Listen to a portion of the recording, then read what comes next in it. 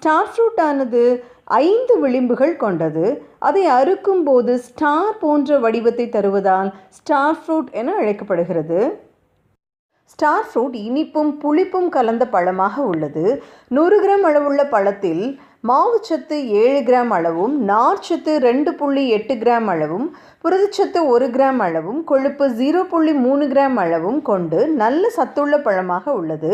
இதில் vitamin B, C மற்றும் sodium, potassium, iron போன்ற தாதுப்புகளும் உள்ளன.